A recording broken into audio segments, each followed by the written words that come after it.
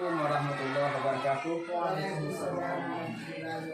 Alhamdulillah, Rasulullah kita kepada Allah yang telah memberikan berkah nikmatnya sehingga pada siang ini kita berjumpa kembali dalam kegiatan seminar penyampaian tentang modul yang telah kita pelajari.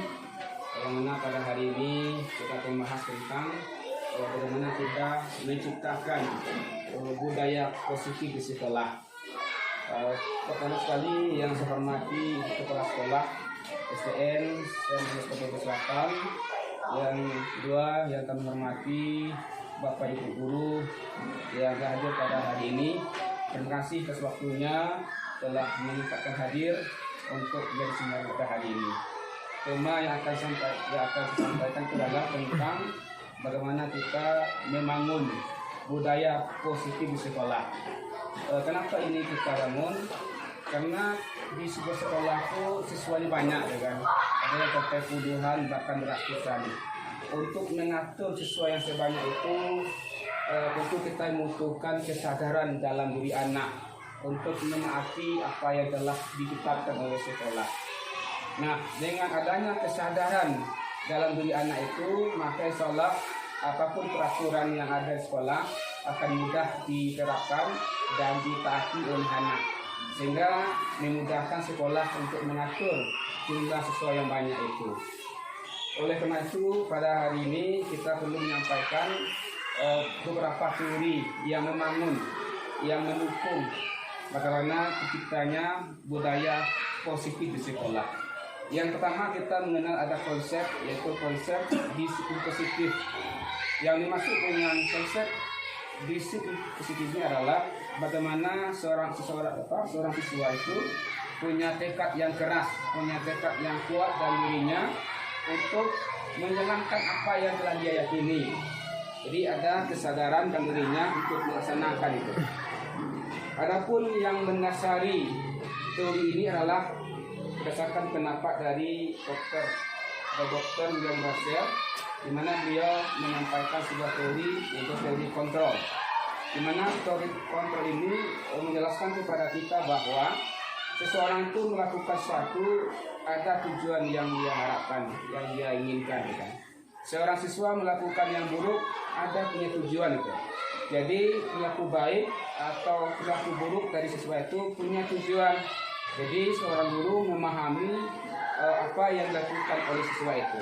Apapun yang dilakukan oleh seorang siswa jadi pasti punya tujuan, dan tujuan inilah yang dipahami oleh guru sehingga nanti bisa melakukan tindakan yang tepat untuk anak didik itu.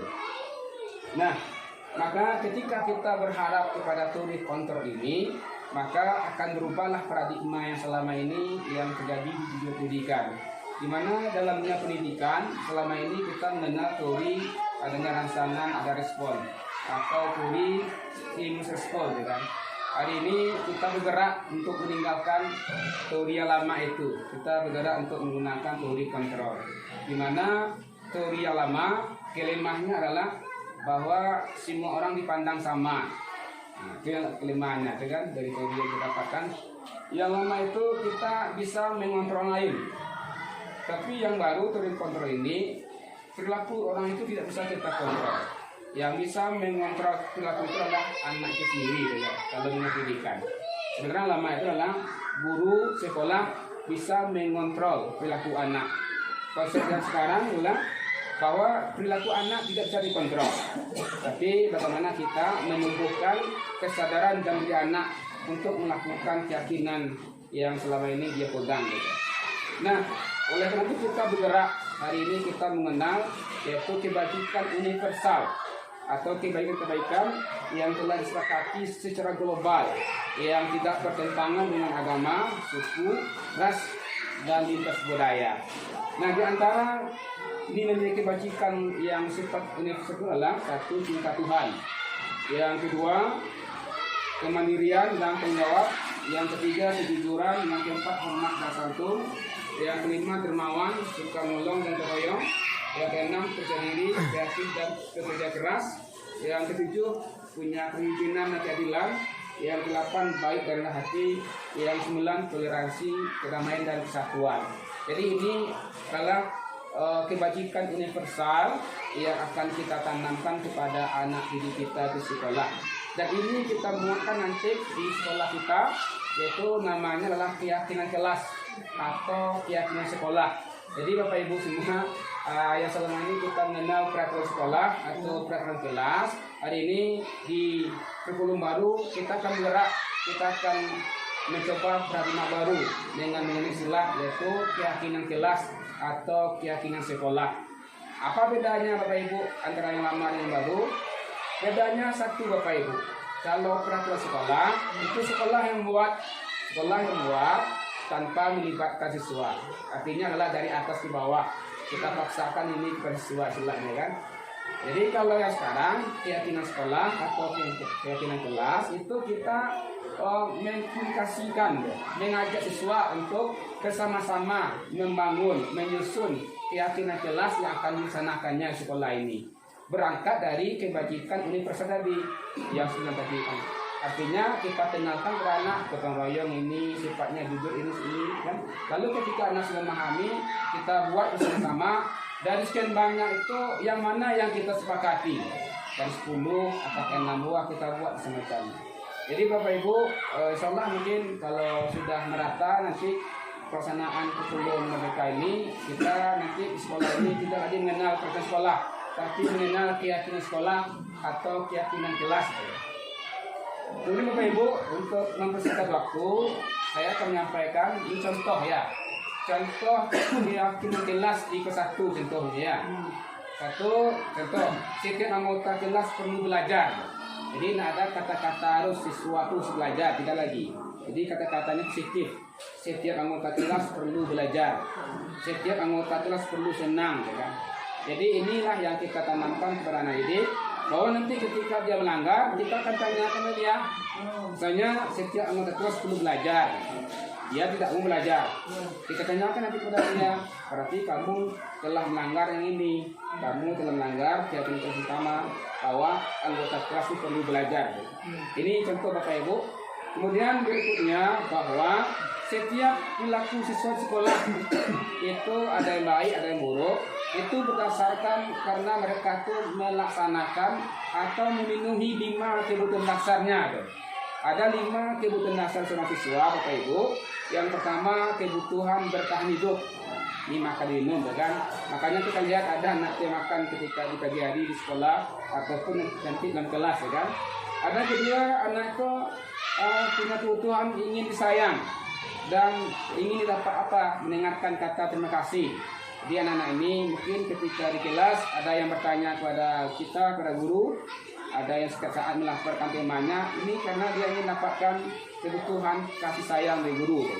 Yang ketiga, ada kebutuhan kebebasan. Ada anak itu yang tidak ber-PR karena dia ingin kebebasan, kan? Ada anak itu yang tidak masuk, yang cabut karena ingin kebebasan. Yang keempat, kesenangan. Ada anak itu yang suka nyanyi di kelas, karena itu dia punya kebutuhan kesenangan. Yang kelima, ini penguasaan. Makanya kita lihat ada anak-anak itu yang suka membuli kawannya, yang mengatas kawannya, karena ini memenuhi kebutuhannya. Jadi kita memahami, kalau kita mengenai yang 5 ini, kita memahami, oh anak ini seperti ini karena dia ingin memenuhi kebutuhan yang 1, 2, 3, 4 sekali. Kemudian Bapak Ibu, berhubung dengan perilaku sekolah, guru itu kadang-kadang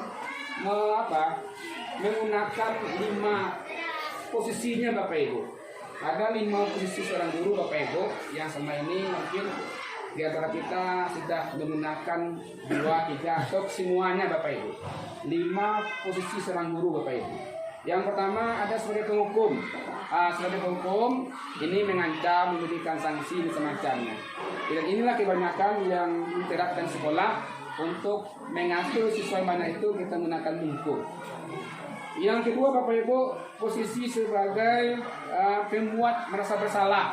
Ada guru itu Bapak Ibu ketika mendapati anak didiknya punya kesalahan, dia akan mengatakan Bapak Ibu, wahai anakku, wahai siswaku, Bapak sudah bersusah payah, Ibu sudah bersusah payah mendidik kamu, menyampaikan ini, kenapa kamu tidak mendengar? Sedih Ibu, sedih Bapak. Ini adalah posisi pembuat rasa bersalah kepada anak.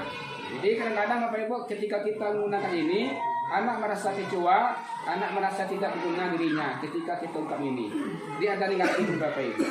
Yang ketiga sebagai teman tuh. Ada seorang guru tuh yang menggunakan posisinya sebagai teman kepada didik. Kelemahannya Bapak Ibu adalah ketika guru itu tidak datang, dia tidak mau tidak mau dengan guru lain, ya kan? Dia merasa dekat dengan guru itu. Atau mungkin ketika guru ini yang selama ini dia dianggap teman, dia marah. Guru itu marah pada dia, maka anak ini akan jauh, Bapak Ibu. Dia akan benci ke sekolah lagi, sehingga dia malas ke sekolah. Jadi ada kalanya Bapak Ibu sebagai teman kita dekatkan pada anak diri kita. Ada kalanya anak itu kan marah pada kita ketika kita ini tidak sesuai dengan harapan mereka. Yang keempat sebagai pemantau Bapak Ibu. Ada kalanya guru sebagai pemantau ketika seorang siswaku melakukan kesalahan, dia akan katakan, wahai siswaku, wahai muridku, kamu datang jam sekian, ya, padahal jam masuk kita setengah 8 contohnya. Kamu tadi Bapak kasih tugas 10, sementara kamu buat hanya 5 lagi tidak mengerjakan. Maka apa kira-kira konsekuensinya bagi kamu? Ini sebagai pemantau Bapak Ibu ya. Ada data, ada semacam aturan yang kita sampaikan ke anak. Yang kelima Bapak Ibu sebagai menajar. Nah ini yang susah Bapak Ibu. Sebagai menajar, seorang guru itu Bapak Ibu mengarahkan siswa agar bertanggung jawab, agar melakukan salah satunya dengan kesadaran Bapak Ibu. Contoh kata-kata yang digunakan seorang guru sebagai menajar Bapak Ibu adalah yaitu, wahai muridku, wahai siswaku, kalau kamu melanggar ini, kira-kira apa untungnya untuk kamu? Kenapa kamu melakukan ini? Kira-kira peraturan sekolahnya mana yang kamu langgar? Jadi kita bertanya, berdialog pada anak itu, kita mengiring mereka untuk menyadari apa kesalahannya. Jadi Bapak Ibu, inilah 5 posisi guru yang selama ini telah kita terapkan dalam kehidupan sehari-hari.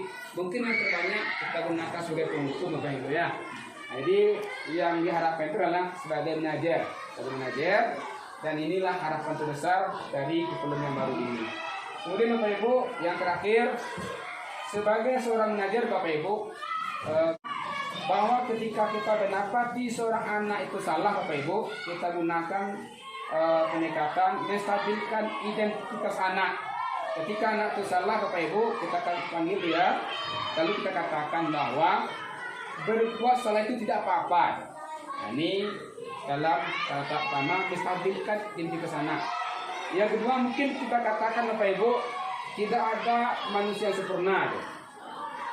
Lalu sampai kalimat yang berikutnya Bapak Ibu, banyak kali kalimat yang saya gunakan untuk menstabilkan identitas anak. Kemudian yang kedua Bapak Ibu, sebagai posisi menajar, kita bisa menggunakan langkah kedua Bapak Ibu, bahwa ketika anak itu salah, kita menguatkan tindakan yang salah itu. Kita kuatkan tindakan yang salah itu, lalu kita giring mereka untuk menyadarinya. Contoh kalimat yang bisa kita gunakan Bapak Ibu adalah bahwa wahai fulan, wahai Andi, kamu bisa melakukan yang lebih buruk dari ini, tapi Bapak ya, kamu bisa mengontrol diri. Ini kata-kata untuk menguatkan tindakan yang salah. Atau kita gunakan kata-kata, kamu pasti punya alasan mengapa kamu melakukan ini. Ini tahap yang kedua. Tahap yang ketiga Bapak Ibu, ketika kita mendapati anak bersalah, ketika kita menggunakan posisi menajar, kita akan menanyakan keyakinan. Contoh kalimat yang bisa kita gunakan Bapak Ibu, bahwa apa nilai-nilai umum yang telah kita sepakati, atau apa bayangan tentang kelas yang ideal untuk kamu. Atau yang ketiga, kamu mau jadi orang seperti apa? Nah, jadi inilah 3 tahapan yang kita gunakan untuk bagaimana ketika anak itu bersalah, ketika kita menggunakan pendekatan manajer Bapak Ibu. Nah, inilah materi yang bisa saya sampaikan pada sesi kali ini. Kalau ada pertanyaan, ada 1 orang tanya Bapak. Jadi Pak Iqbal sudah tanya Pak Iqbal ya? Nah. Tadi telah dikatakan bahwasanya ada 3 atau segitiga diskusi. Ya. Ada pertama, berbuat salah itu tidak apa-apa. Ya. Kalau kita terapkan di dalam sekolah yang pedesaan kita apa? Misalkan kita bilang pada anak-anak berbuat salah itu tidak apa-apa, pasti dia itu merasa oh jadi kita itu pasti juga boleh berbuat salah, walaupun masih banyak rentetan yang lainnya. Jadi apakah ini pas, walaupun kita menerapkan kurikulum merdeka, apakah ini pas kita terapkan di sekolah yang perdesaan seperti kita ini? Bagaimana menurut Bapak? Ya, terima kasih kita ucapkan kepada Pak Iqbal yang sudah mengajukan pertanyaan bagus ini. Ini pertanyaan Pak Iqbal ini mungkin menjadi pertanyaan umum bagi kita semua sebagai guru, bahwa ketika kita mendapati seorang anak itu bersalah, ketika kita menggunakan seketika restitusi ini, yang pertama itu menstabilkan identitas, ya kan? Bahwa tidak apa-apa berbuat salah. Apakah cocok ini digunakan di pedesaan, ya kan? Apakah ini tidak salah, ya kan? Nanti kita khawatir nih, oh salah itu kalau kita berbuat salah tidak apa-apa, ya kan? Ini sebenarnya Pak Iqbal, inilah kalimat bagaimana kita dalam kerangka menstabilkan identitas, bahwa mereka itu tidak memfonis mereka itu menjadi orang yang hina ketika melakukan kesalahan. Kita bisa nanti menganalogikan kepada Nabi Adam, ya kan? Seorang nabi tidak melakukan kesalahan. Artinya Bapak Ibu, Pak Iqbal, ini kata ini punya koma nih, punya koma, tidak apa-apa berbuat salah. Semua orang pasti kesalahan. Ada komanya, tidak titik. Artinya apa? Ketika seorang anak itu bersalah, kita menenangkan mereka, kita menenangkan emosinya, bahwa oh berarti ibu ini apa ini tidak menyalahkan saya. Artinya apa? Setelah kita mengucapkan kata ini, kita lanjutkan dengan kalimat yang berikutnya. Adalah maksud kita intinya menguatkan tindakan yang salah, serta terakhir itu menanyakan keyakinan. Kita akui bahwa orang itu tidak berbuat kesalahan, insya Allah anak akan mudah menerima kalimat berikut dari kita sebagai guru. Ini maksud Pak Iqbal. Ya. Kalau ada lagi bukan. Jadi terima kasih Bapak Ibu atas presentasinya. Billahi taufiq wal hidayah. Assalamualaikum warahmatullahi wabarakatuh. Ya, semuanya dengan tertib nulis ya.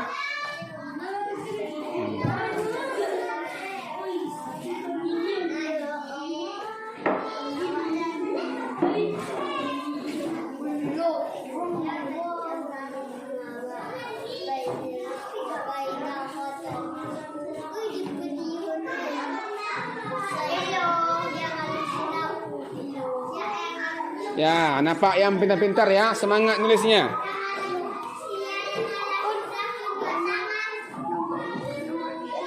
Ya, nampak ya. Dengan tertib nulisnya, Ya. Baik, kerjakan dengan serius, dengan semangat. Mulai diam dulu. Kasih garis. 1, 2, 3, 4. Ada 4 garis ya. 4 garis, 4 kolom.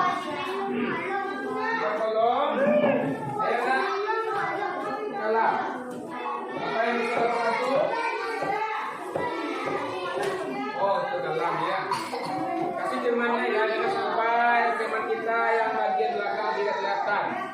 Apa yang bisa bantu? Oh, tinggal lagi kasih garis. Kasih garis ya. Garis. Pakai roll ya. Supaya lurus pakai roll, supaya rapi gerakannya.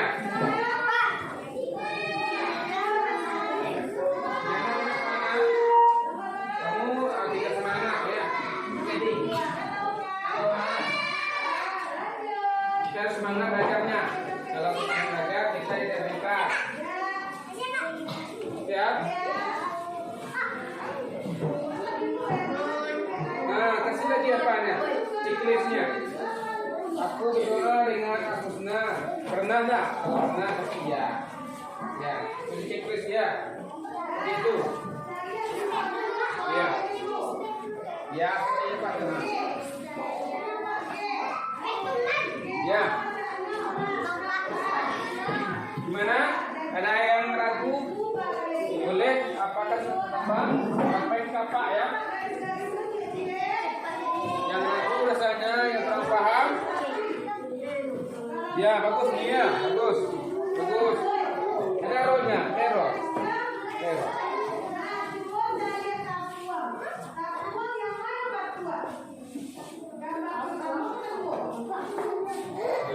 Iya, bisa. Hah?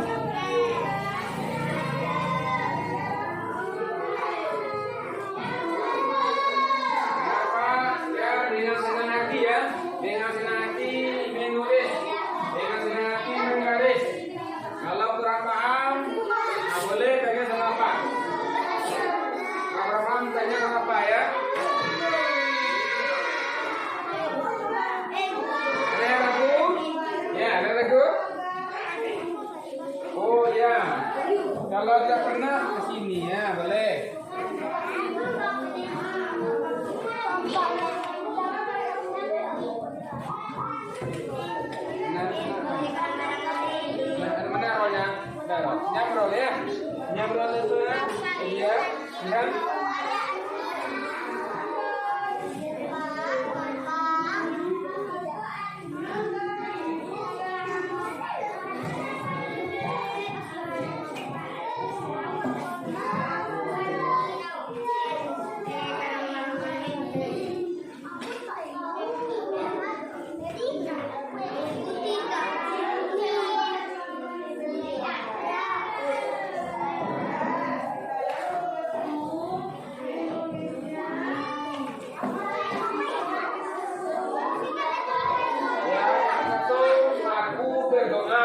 Dengan asma husna.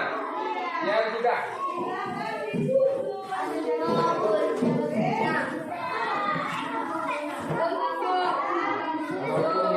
Ya. Kamu sayang sama saudaranya? Sayangnya. Kamu sayang sama teman? Sayangnya.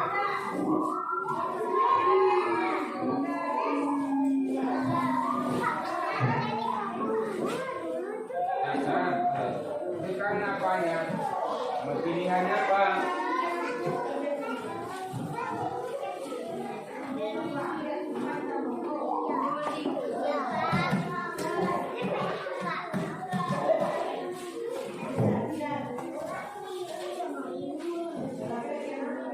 Kemudian, sekali.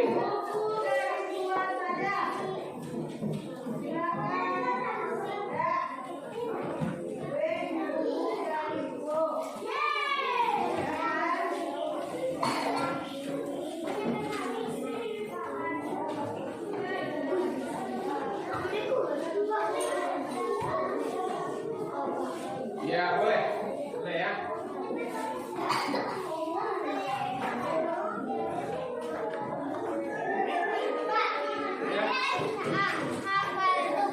Gimana? Apa tuh tahu Ar-Rahman-Ar-Rahim? Kita hafal. Hafalkan Ar-Rahman Ar-Rahimnya.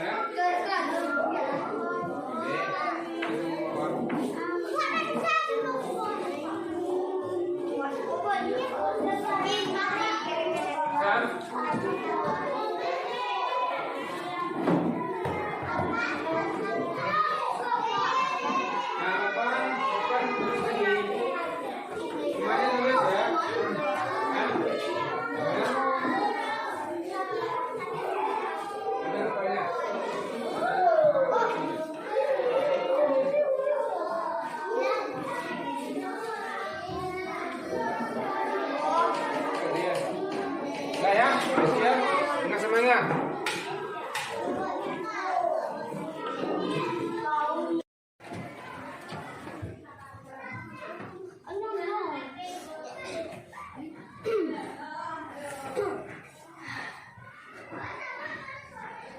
Allahu Akbar.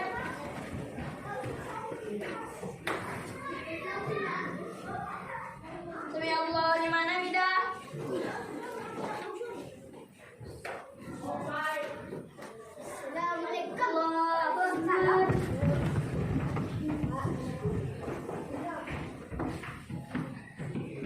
Allahu Akbar.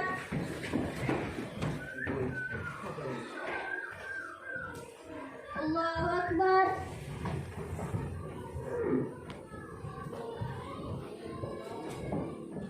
Allahu Akbar.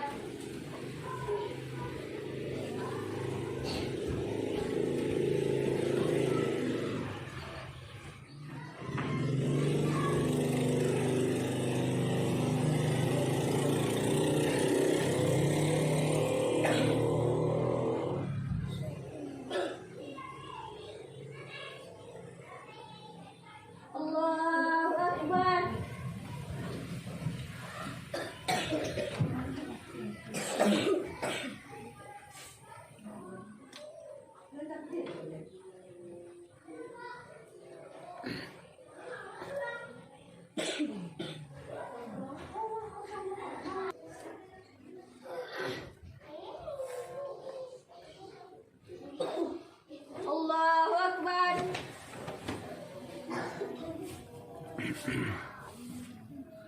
Sami'allahu liman hamidah.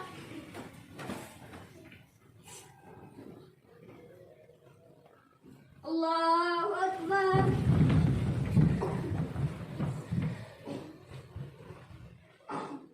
Allahu Akbar.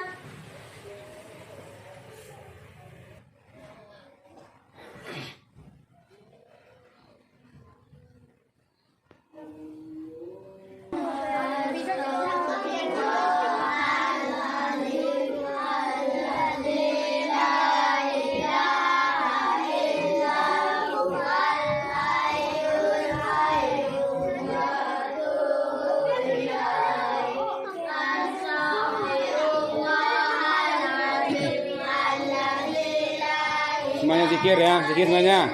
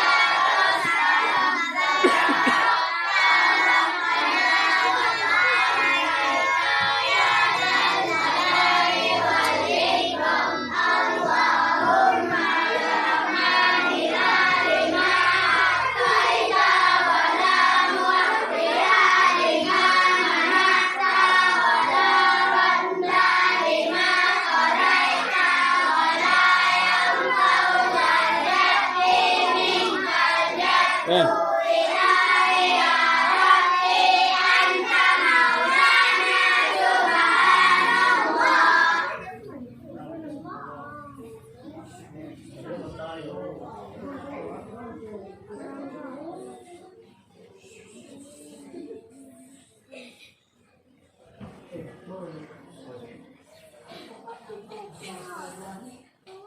Subhanallah azim.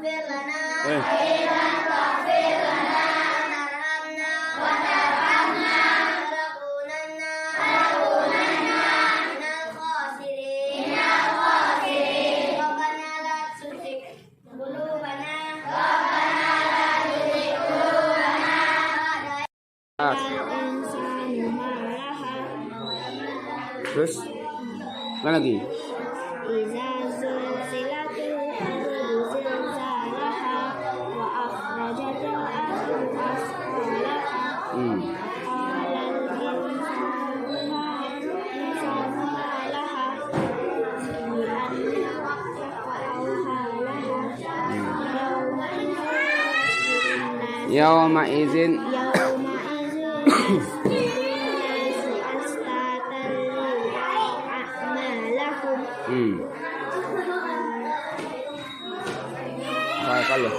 File ya. Berikutnya panggil Ade Fariza. Ya. Surat apa lagi? Al-Insyirah. Ya.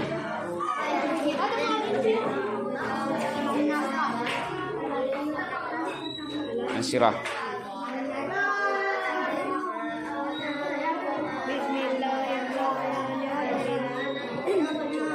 Alam nashrah laka sadrak wa wada'na Allah nak kok Allah tak kok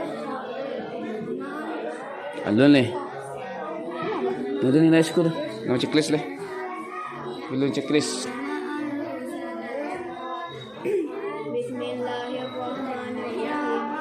Alam nashrah laka sadrak wa wada'na Alladzi angqad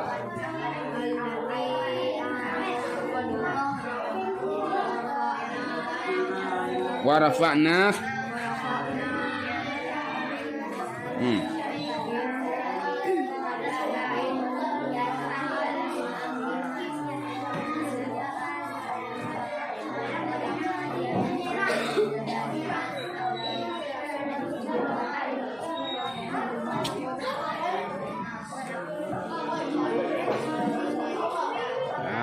anak-anak Ikra ya, boleh suara anak tu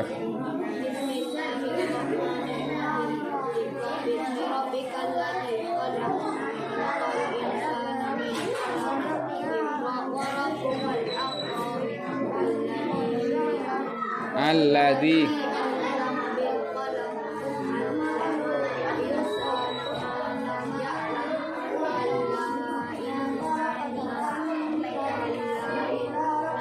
kalla innal insana la yatagha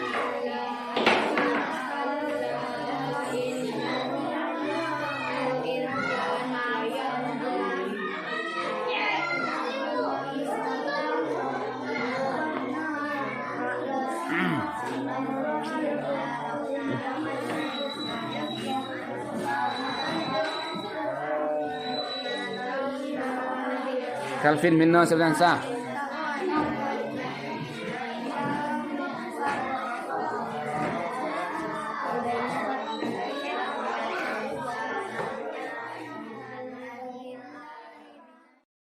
Assalamualaikum warahmatullahi wabarakatuh. Bapak Ibu semua yang saya banggakan, saya sebagai calon guru penggerak, nama saya Rizal, bertugas di STM Semarang Kota Selatan, Kecamatan Koto, Kabupaten Agam. Saya hari ini akan memperlihatkan kepada teman-teman semua sesama guru penggerak bahwa saya di sekolah sudah menerapkan konsep pendidikan Ki Hajar Dewantara, bahwa anak ini mesti kita berikan bimbingan sesuai dengan minat bakat mereka. Dan pada hari ini kita akan menyaksikan bagaimana anak didik saya ini saya bekali dengan kemampuan atau skill bahwa mereka mampu membaca Quran dengan tilawah, dengan irama. Ada irama bayati, ada irama hijaz, ada irama nahwan, dan irama ros. Dan ini merupakan bagian dari bagaimana kita mengembangkan, menumbuhkan bakat dan minat yang ada pada diri anak kita sesuai dengan sosiokultural di mana mereka tinggal. Bahwa kata Ki Hajar Dewantara bahwa anak itu mesti dikembangkan sesuai dengan kodrat alamnya dan sesuai dengan kodrat zamannya. Kalau sesuai dengan kodrat alamnya bahwa anak kita ini tinggal di alam Minangkabau yang punya semangat agama yang tinggi, maka kita ajarkan mereka tuh kemampuan membaca Quran dengan lagam, dengan lagu yang bagus. Dan hari ini kita saksikan dua kelas ini. Dua kelas saya bina, kelas 4 sampai 5 untuk school keagamaan berupa tilawah. Ya. A'udzu billahi minasy syaithanir rajim. 1 2 3.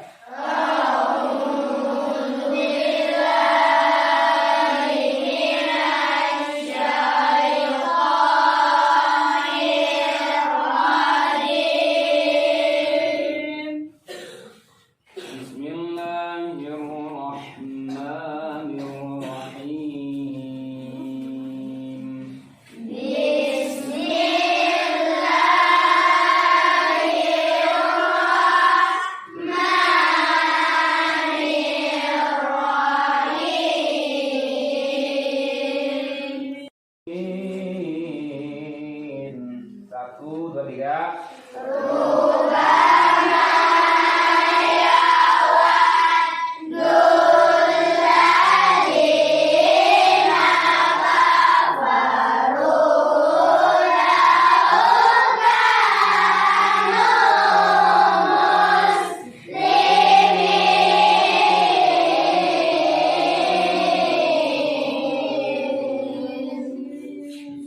Dengan tiga lagi ya. Zarhum ya'kulu wa yatamatta'u wa yulhihimul amalu fasawfa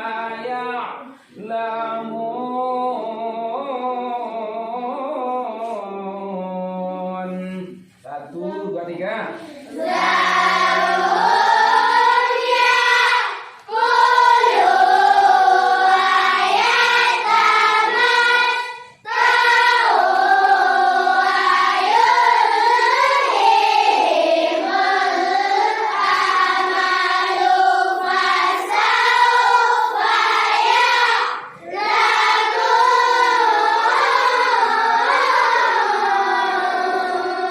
Masuk orang tetes ya, Bu Adrian. Yang ketiga itu. Rambum. Ya, silakan. Zarhum ya'kulu wa yatamatta'u wa yulhihimul amalu fasawfa ya'lamun. Nah, satu orang, teman Asia. Rambum. Zarhum ya'kulu wa yatamatta'u wa yulhihimul amalu fasawfa ya'lamun. Ya, bagus ya. Baca sadaqallah.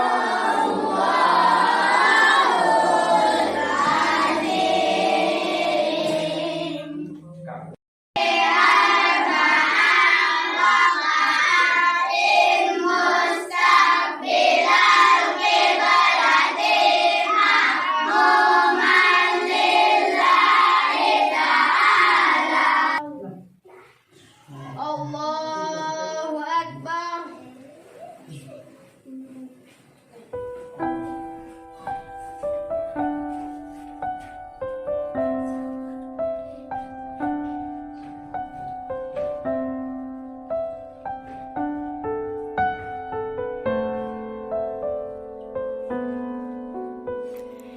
يا نور الهلال أقبل تعال فالشوق طال وقلب السماء نحو السماء مترنما لا تنقضي أنت لي الروح دواء رمضان رمضان رمضان يا حبيب رمضان رمضان ليتك دوما قريب Ya, silakan anak Pak buat ya.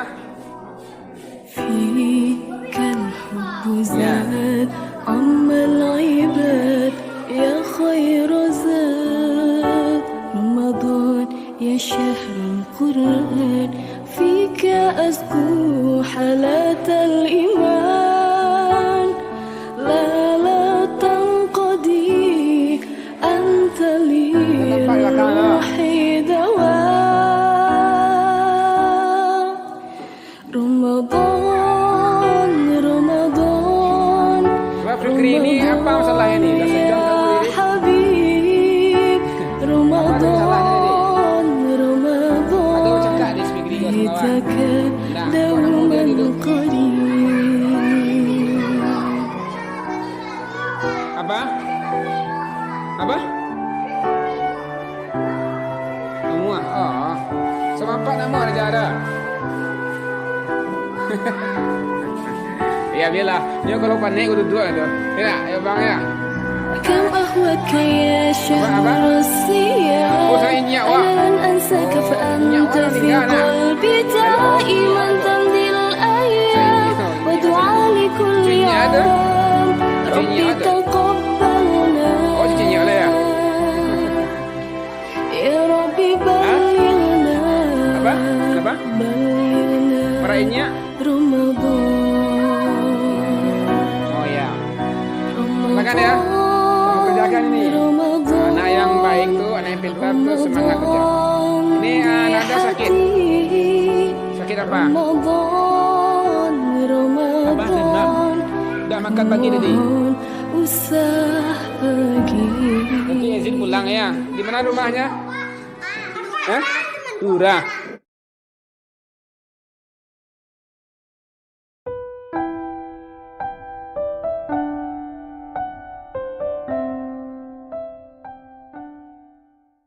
Assalamualaikum warahmatullahi wabarakatuh. Nama saya Adam.